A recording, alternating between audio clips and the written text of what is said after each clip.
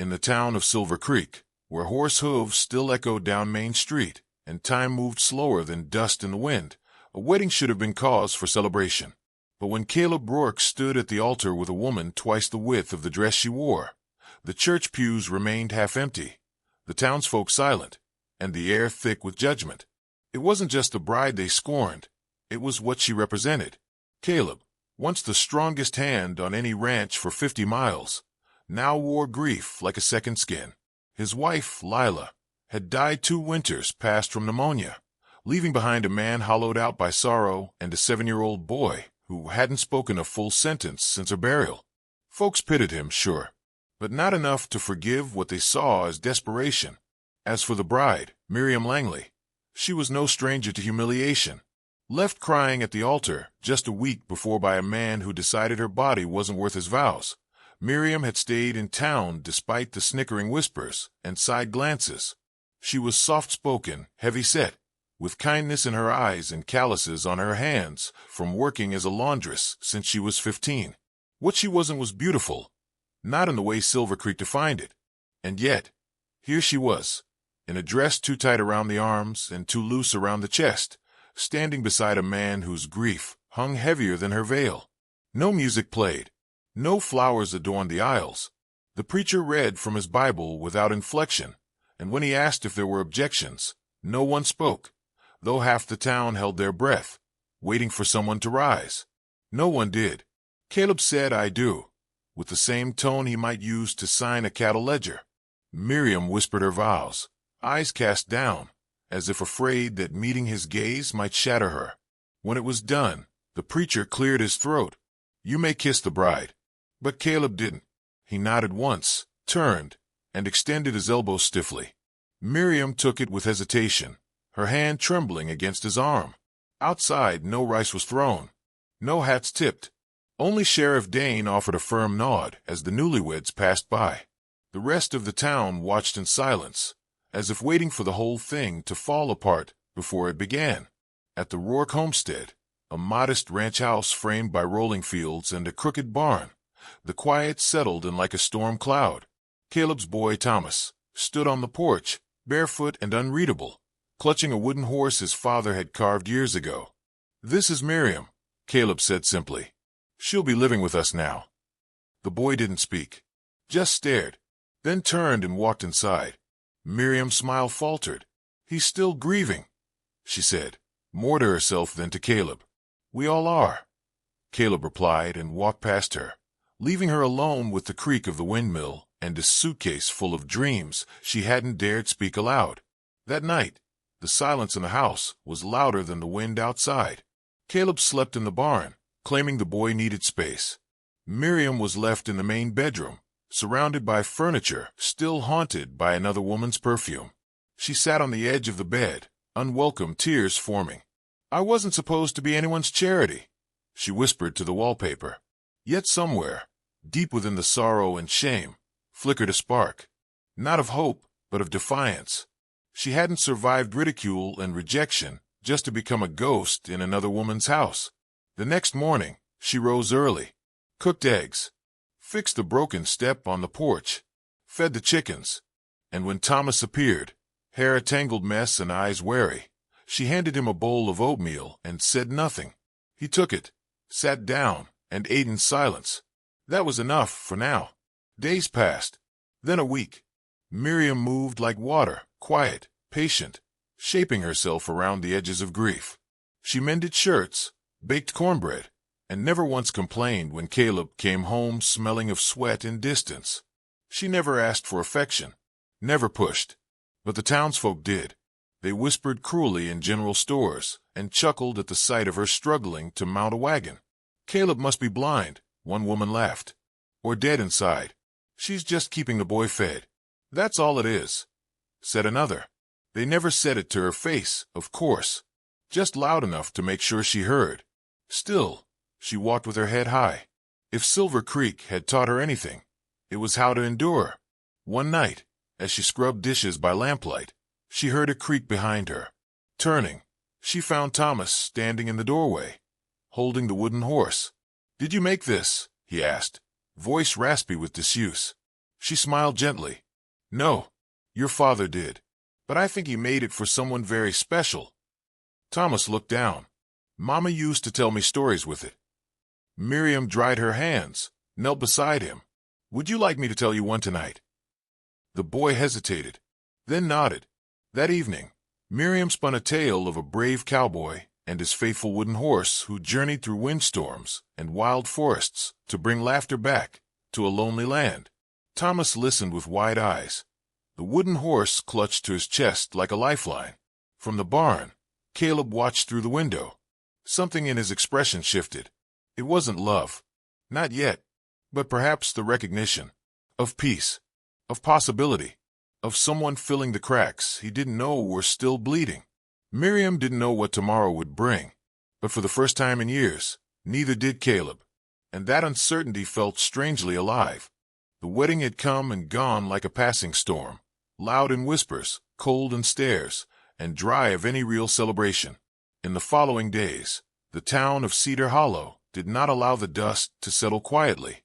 Every storefront murmured with speculation, every porch swing creaked with judgment, and every coffee poured in the diner came with a spoonful of gossip. They called her the butcher's burden, a cruel echo of her father's profession and her size. The townsfolk who once ignored her now found reasons to gawk, peeking from behind curtains as she stepped onto the porch of the old Harrington ranch.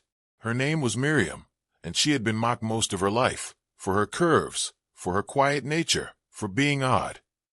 But now she was Mrs. Jack Callahan, and that put her squarely at the center of the town's scrutiny. Jack had hoped the wedding would silence the pity that followed him since Lily's passing. He was wrong.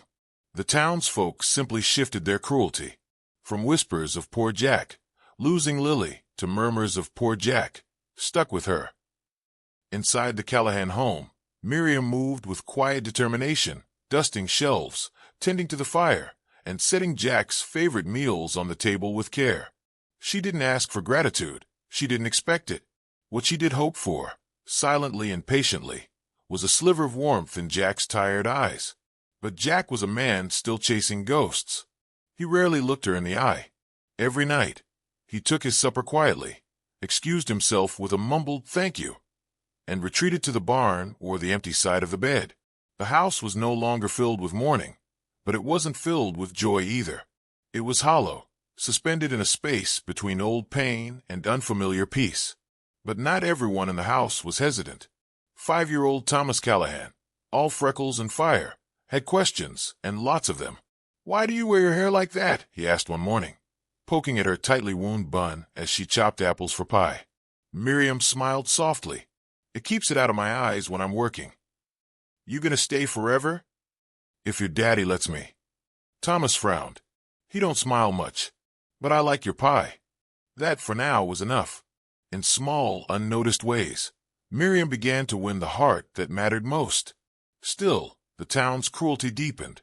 At church, the pews seemed colder where they sat. At the grocer's, prices suddenly rose. And at the sewing circle she dared to attend, no one offered her a thimble or thread. One afternoon, as she left Mrs. Hanley's store with a basket of flour in shame, she overheard 2 women whispering near the barrels of feed. She only married him, 'cause no one else would take her. Poor Jack, settling for leftovers. Miriam didn't cry. Not until she reached the porch and found Jack there, hammer in hand, fixing the loose rail. He paused, meeting her eyes for the first time in days. "Something happened?" She hesitated, then said, "Nothing you haven't heard before." He shifted. "They don't know you." "Neither do you," she replied, her voice soft but steady. That night, Jack couldn't sleep. He lay awake, staring at the ceiling while Miriam's steady breathing filled the room. For the first time, he wondered what she saw in a man who hadn't given her much more than shelter and silence. The next morning, Jack found her in the barn brushing one of the horses. Her sleeves were rolled up, revealing strong arms and calloused hands. She looked up, surprised. "Never seen you in here this early," she said. "I figured it was time I started acting like a husband."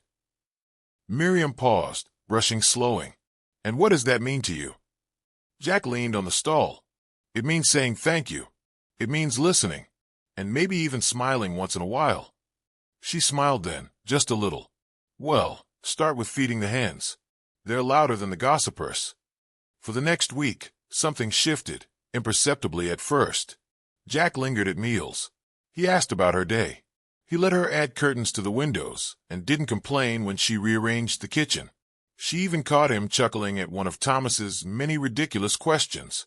But for every step forward, the town kept trying to pull them back. Late one evening, Jack returned from town with tight shoulders and clenched fists. He dropped the supplies on the counter, his jaw hard as rock. What happened? Miriam asked. He hesitated. A couple of the boys at the saloon said you were after the land, after Thomas. Said you were nothing but a... Miriam looked away. A desperate woman, right? He stepped closer. I don't believe them. But you did it first, she whispered. Jack's silence was answer enough. I married you because I thought I could give something back, she said, holding back tears. Not money, not beauty, just steadiness. A warm kitchen, a place Thomas could feel safe again. Jack swallowed hard. And you have. I was too buried in grief to see it. He took her hand then, rough and clumsy, but real. Outside, the wind began to shift. Inside, the Callahan home felt just a little less hollow. The days rolled by like tumbleweeds across the prairie, quiet, stubborn, and unhurried. For all the noise their wedding had stirred in town, the Walker homestead remained painfully still. Beau, with his brooding silence and calloused hands, buried himself in chores. His eyes, though, betrayed him, always watching Clara from a distance, measuring her with a look that flickered somewhere between doubt and curiosity. Clara, in turn, moved like someone walking through a house, haunted by memory. She cleaned, cooked, and mended fences like a woman desperate to earn her keep. But more than anything, she focused on little Jesse. Her kindness toward the boy wasn't loud or smothering. It was gentle, a hand brushing dirt from his face, a song humming through the evening as she stitched the tear in his favorite shirt, a plate always waiting for him before he even asked. And Jesse noticed. He didn't speak much, not since his mother's death, but he followed Clara like a shadow. Beau saw it happen slowly. The way Jesse started sitting at the kitchen table again, the way his nightmares faded, the way he looked up when Clara entered a room. And yet, Beau didn't know how to feel about it. One morning, as the rooster crowed and dew still clung to the porch rail, Clara stepped outside with a steaming mug of coffee and found Beau already saddling the horse. "You're up early," she said gently. He didn't look up. Cattle ain't gonna herd themselves. She stood beside him in silence for a moment, then asked, "Do you ever visit her grave?" Beau froze.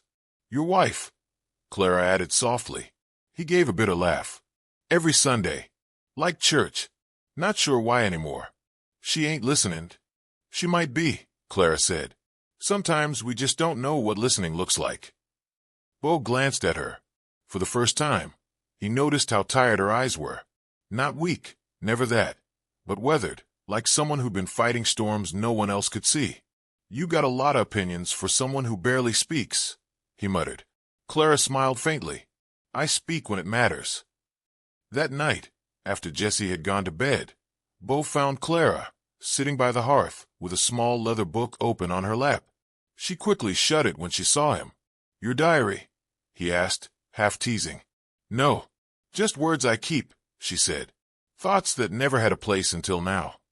Beau took a seat across from her, rubbing his palms together. The fire crackled between them, casting warm shadows along the log walls. "I've been unfair," he said abruptly. "To you, to Jesse, maybe even to her memory." Clara didn't answer, letting the silence stretch like a rope between them. "I married you because I thought it'd be easier than loneliness," Beau admitted. "But you've brought something into this house I didn't expect." Her eyes met his, cautious but unflinching. "What's that?" "Breath. Life. Peace." He swallowed. "Jesse smiles again. He laughs sometimes, too. You did that." Clara's lips parted slightly, surprised. "I was scared to let anyone near him," Beau continued. "Thought if I did, it'd be like betraying his ma. But watching you with him, it doesn't feel like betrayal. It feels like hope." Clara said nothing for a long while. When she finally spoke, her voice trembled. Do you know what it's like to be chosen last? To be the one they settle for? Bo looked up, startled. I've lived my whole life being told I was too big, too plain, too much for any man to want. Even my own father told me I'd die alone. Her voice cracked. But Jesse, he doesn't look at me like that. He just sees someone who cares. Bo leaned forward, voice low. That's all any of us ever need. The following week brought a storm. One of the worst dust Rock had seen in years. Wind howled through the valley, tearing shingles from rooftops and flooding the creek past its banks. As thunder cracked across the sky, Jesse cried out from his room, his fear raw and unguarded. Clara rushed in before Bo could even rise. She scooped the boy into her arms, cradling him like a mother would. Bo stood at the doorway, watching Jesse bury his face into Clara's shoulder as she rocked him gently, whispering old lullabies. He didn't interrupt. After the storm passed and calm returned, Bo found Clara outside in the barn, brushing down one of the horses. Her sleeves were rolled up, hands firm and sure. I think Jesse wants you to read to him tonight, Bo said. Clara smiled. I'd like that. He hesitated. And maybe after that, you and I could take a walk. Talk a bit. Clara turned, blinking. About what? Bo scratched his neck, sheepish. Whatever you want to talk about. That night, Jessie curled beside Clara on the old worn sofa, her voice weaving through the air like a warm quilt as she read from a tattered book. Bo watched from the doorway, arms crossed, a strange warmth blooming in his chest. Not love, not yet, but something growing in its direction, something real. Later, as the moon climbed high and the land turned silver and still, Bo and Clara walked through the fields behind the house. The silence between them was no longer awkward. It felt like a language they were learning together. I'm not good with words, Bo said. You don't have to be, Clara replied. You just have to mean them. He paused. I do. She looked up at him, surprised by the sincerity in his tone. I don't know what tomorrow holds, he added, but I'd like to figure it out with you.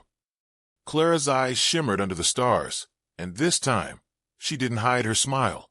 In a house where grief once grew like ivy, a new root had taken hold, quiet, strong, and full of promise. And for the first time in a long time, Bo Walker didn't feel like a man drowning in memories. He felt like a father, a husband, a man who was finally beginning to understand the heart he never knew he needed. Autumn came slowly to Dust Rock, brushing the land with gold and rust like a painter reluctant to finish the canvas. Mornings turned crisp. The scent of firewood lingered in the air. Life at the Walker Ranch settled into a rhythm that felt whole. Not perfect, not loud, but quietly complete, like a song with no need for applause. Bo no longer rose before the sun to escape the weight of the house. He rose because Clara would be there, standing barefoot in the kitchen with her sleeves rolled up and the skillet already warm. Jessie sat at the table now, not clinging to silence as a shield, but asking questions, smiling crookedly at his new mother like he'd always known her. It was the quiet changes that marked the greatest growth. Clara had started planting roses near the fence, white ones in memory of Bo's late wife, and red ones for the love still blooming in her own heart. She didn't say that last part aloud. She didn't need to. Bo understood her in glances now, in the soft way she touched Jessie's shoulder or the lingering silence she left before saying goodbye at the gate. They were building something, not from grand declarations or stolen kisses, but from pauses and presence, from silence that was no longer empty. One evening, as the sun folded behind the distant hills and the sky turned indigo, Bo returned from checking the herd to find Clara sitting with Jessie on the porch. The boy's head rested on her lap, and she was humming an old hymn, slow and full of longing. Bo paused before stepping into view. For the first time, he saw not just a woman trying to belong, but someone who already did. She looked up when she sensed him, her hand never leaving Jessie's hair. He fell asleep, she whispered, after asking if angels can find people in big skies. Bo chuckled softly. What did you tell him? I said angels always find people who need them, no matter how lost they are. He sat beside her, careful not to disturb the boy. What about men who stop believing in him? She looked at him for a long moment. They usually need him the most. The air was thick with the scent of sage and wood smoke. Cicadas hummed low in the distance. And in that stillness, Bo reached over and took her hand. I don't know when it happened, he said, voice low. But you ain't just Jesse's heart anymore. You're mine too. Clara blinked. Bo, you don't have to say anything.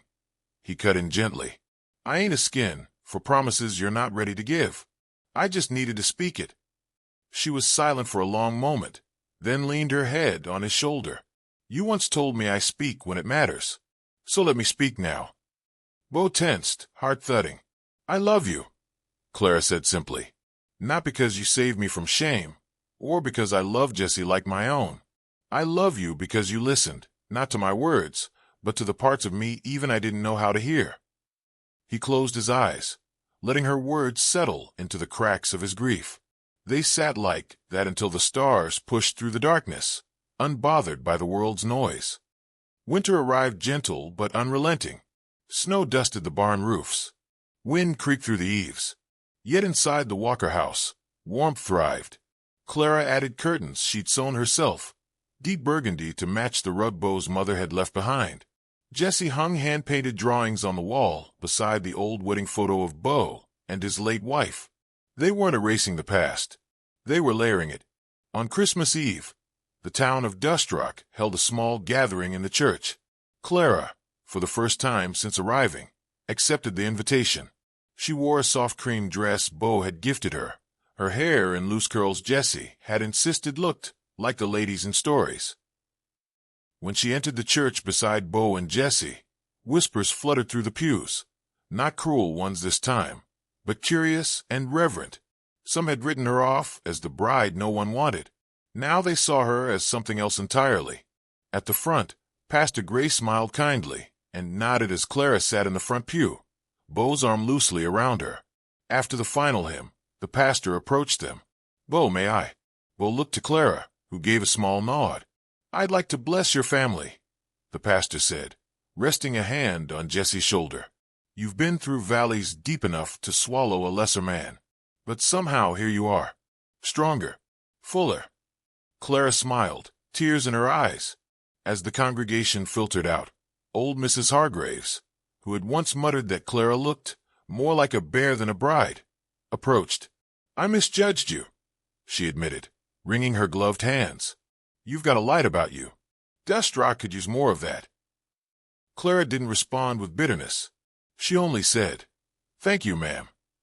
Later that night, back at the homestead, Jesse helped Bo and Clara light 3 candles. One for the past, one for the present, and one for the life still to come. As the flames danced, Jesse whispered, Can we keep this forever? Clara knelt and kissed his forehead. We'll try, baby. We'll try with everything we have. Bo watched them, the boy who gave him purpose, and the woman who gave him peace. He'd married her with the weight of pity and duty. But somehow, through storms and silence, they'd built something stronger than either had expected. Not love born from passion, but love born from patience. Built, brick by brick, in a house once hollowed by grief. A love born not from the noise of romance, but from the quiet strength of staying. And that, Bo Walker realized, was the kind of love that didn't fade. It only deepened.